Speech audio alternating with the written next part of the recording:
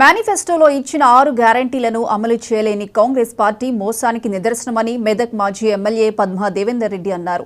రైతులను పట్టించుకునే నాయకులు లేరని విమర్శించారు. అకాల వర్షాలకు తడిసిన ధాన్యాన్ని కొనుగోలు చేయాలని డిమాండ్ చేశారు. కాంగ్రెస్ అధికారంలోకి వచ్చినప్పటి నుంచి రైతులు రైతు బంధుకు నోచుకోలేదని మండిపడ్డారు.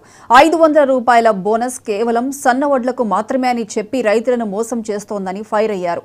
రాష్ట్రంలో రేవంత్ రెడ్డి పరిపాలన గాలికి వదిలేశారని దేవేందర్ రెడ్డి అన్నారు.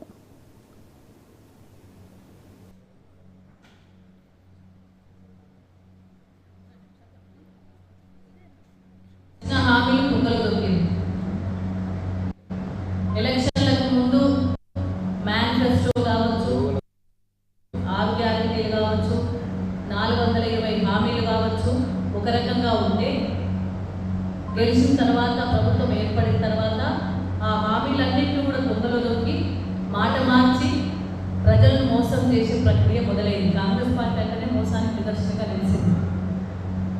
మరి ఇప్పుడు జరుగుతున్న ప్రక్రియ తెలంగాణలో వర్షాలు ప్రారంభమైన వర్షాలు మొదలైనవి. ఎండలో చెడగొట్టు వర్షాలు కావచ్చు, ఎండకాలం వచ్చే వర్షాలు కావచ్చు పడుతున్న సందర్భంలో కనీసం వర్షాలు పడితే ఆ తడిసిన ధాన్యాన్ని తొందరగా కొనాలి.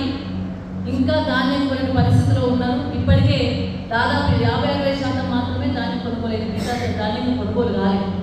తుకాలు పోసుకుంటున్నారు. మళ్ళీ పంట వేసుకునే సమయం వచ్చింది. ఇప్పటివరకు రైతు బంధు దిక్కు లేదు. ఎలక్షన్ల ముందు రేవంత్ రెడ్డి గారు ప్రతి ఎలక్షన్ మీటింగ్లలో వెళ్ళి వడ్లకు పంటకు 500 బోనస్ అన్నారు. ఎలక్షన్ల ముందే నువ్వు ఓన్లీ సన్న వడ్లకు అని చెప్తుంటే ప్రజలకు ఎందుకో ఏకపోదో అది వేరే విషయం. కానీ నువ్వు ఎలక్షన్ల ముందు సన్న వడ్లకని మెన్షన్ చేయకుండా పంటకు 500 ఇస్తా బోనస్ అని చెప్పేసి, వడ్లకు 500 ఇస్తా బోనస్ అని చెప్పేసి ఎలక్షన్లు అయిపోయినాయి.